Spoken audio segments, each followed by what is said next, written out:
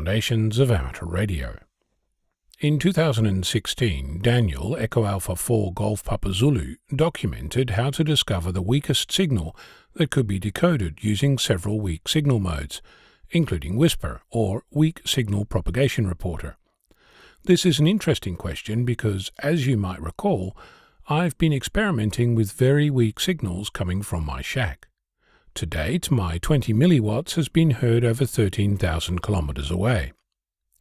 When you tune to a weak station, you'll often hear both the station or desired signal as well as interference or background noise. The stronger the signal, the less noise you perceive. The weaker the signal, the more noise. You can express the relationship between the power of these two, the signal and the noise, as a ratio.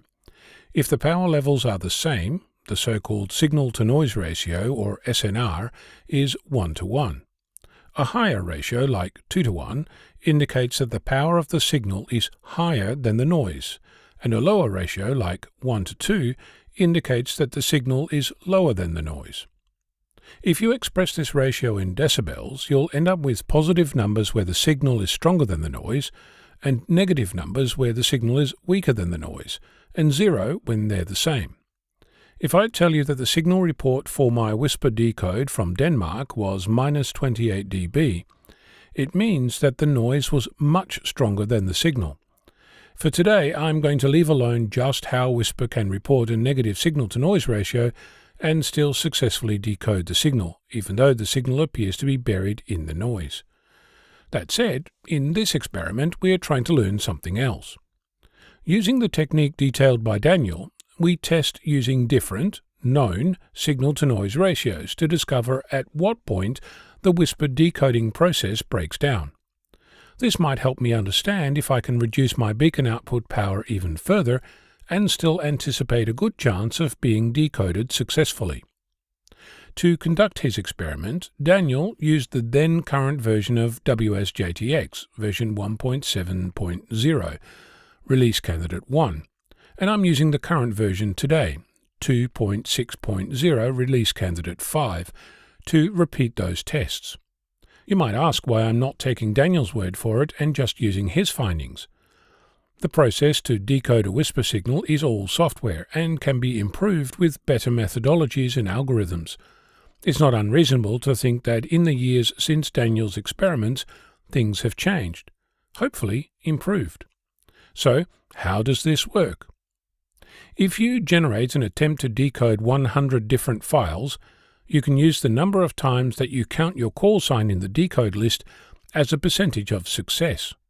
If all of your files decode properly, the decode percentage is 100%. If only half of them are decoded successfully, it's 50%, and so on. Similarly, if a different call sign, locator, or signal power is decoded, you can count those as a percentage of false decodes. This is important because noise coming from the ionosphere can corrupt any signal. I should point out that because we know in advance what the decoded signal should be, since we created the message, we can actually count the ones that don't match what we sent.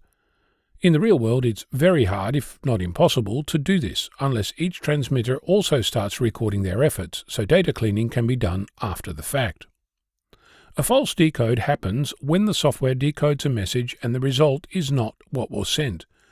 Due to the way that WSPR works, this is not a case of a single character error, and as a result the whole message is corrupt, wrong call sign, wrong grid square, and wrong power level. Just how prevalent this issue is has, to my knowledge, so far not been discussed. Over the past year I've been working with the entire WSPR dataset, nearly 5 billion reports, and mapping the data to explore just what's going on behind the scenes. Based on the raw data, every single grid square on the planet has been activated. Of course, this is not really the case, since there's plenty of parts on Earth where we haven't yet turned on a WSPR beacon. Back to our experiment. Two tools are used, WSPR Sim to generate an audio file and WSPR D to decode it. Both come with WSJTX, and when you build the application from source, you get them as part of the process.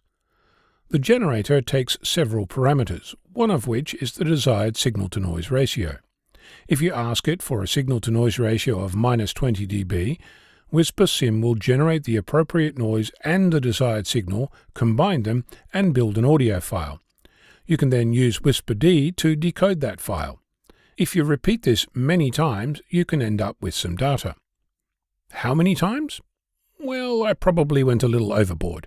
I generated a set for each SNR reading between 0 and minus 50 dB in 0.01 dB increments, and then generated 100 for each of those. At the point where the process broke down, I doubled the resolution further to get a better idea of what was going on. About 750,000 tests. It took a while. What did I learn from this?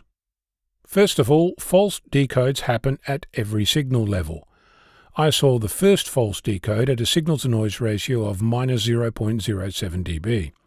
This is significant because it means that even at excellent signal levels, there is a percentage of incorrect reports, which explains why I'm seeing that result in real-world data. When you start playing with really big numbers, even if the error rate is low, with enough data it starts to matter. In my tests I saw an error rate of 0.03%. This means that there's at least 1.5 million false decodes in the current WSPR dataset, likely more because WSPR cannot emulate the real world of ionospheric and local noise. On the flip side, I also saw an overall success rate of nearly 94%. At minus 29 dB, things start to change. Until then, the decode is 100% successful. Then it starts to decline to 0 at about minus 34 dB. Comparing Daniel's results directly, he saw 34% success at minus 30 dB. I'm seeing 95% at that same noise level. At minus 31 dB, Daniel saw 6%. I'm seeing 75%. I don't see 34% until we get down to minus 31.6 dB, and 6% at minus 32.4 dB. This indicates that the software has improved over the years. It also means that with a signal report of minus 28 dB from Denmark, I've got a few dB to play with. I've now reduced my output power by another 3 dB, making it 10 milliwatts.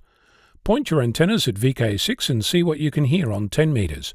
I'm Ono, Victor Kilo 6, Foxtrot Lima, Alpha Bravo.